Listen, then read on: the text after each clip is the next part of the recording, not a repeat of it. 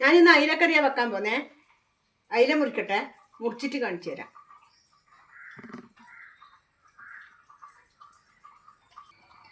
അയില മുറിച്ച് പെരക്കി വെച്ചിട്ടുണ്ട്. എന്നെ ഇത് കറി വെക്കാൻ നോക്കട്ടെ. അയല പൊരിച്ചതുണ്ട്, കരിമീൻ വറുത്തതുണ്ട്, പുളിയിട്ട് വച്ച നല്ല ചെമ്മീൻ കറിയുണ്ട്. അയല പൊരിച്ചതുണ്ട്, കരിമീൻ വറുത്തതുണ്ട്, പുളിയിട്ട് വച്ച നല്ല ചെമ്മീൻ കറിയുണ്ട്.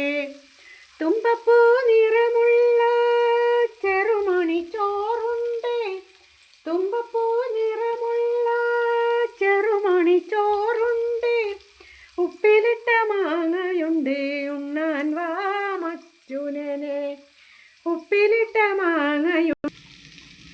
അങ്ങനെ അയില പൊരിച്ച് വെച്ചിട്ടുണ്ട്. നല്ല അയില.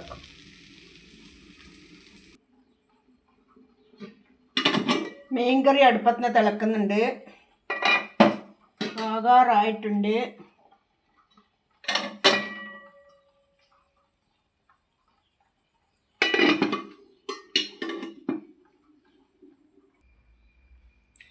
ഞാൻ ഒരു കഷ്ണം അയില പൊരിച്ചോ കൂട്ടിയിട്ട് 2 മണിക്കൂർ തിന്നിട്ടാ. അതെൻ്റെ മോൻ ചോറ് തിന്നിട്ട് ബാക്കി വെച്ചിട്ട് പോയി. മക്കളെ ബാക്കി തിന്നാനും വേണ്ടേ ഭാഗ്യം അല്ലേ? അത് തിന്നലാണ്. കുറച്ചേ തിന്നൂല്ലോ. ഇനിയിപ്പൊന്നും തിന്നൂല. ഇനി വൈകുന്നേരം രാത്രി എങ്ങനെ കൊണ്ടു.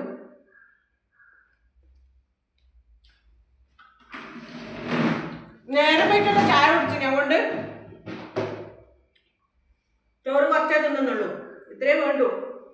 ഇനി രാത്രിയെ തിന്നുള്ളൂ. അന്ത്യോളം തിന്നാ പിന്നെ ഉണ്ടല്ലോ ഒന്നും കഴിയുന്നില്ല. ഇപ്പോഴും നോക്കടാ.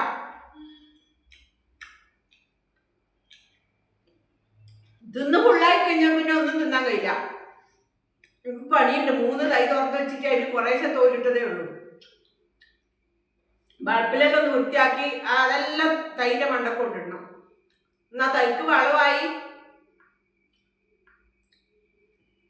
ബൾബ് വൃത്തിയാലുമായി. അതുകൊണ്ട്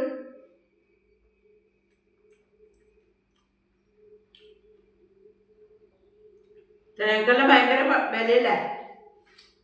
ഇന്നൊന്നും പണിയെടുക്കാതെ തേങ്ങെല്ലാം കിട്ടുള്ളൂ. വളരെല്ലാം ഇട്ട് കൊടുക്കണം കുറച്ച്.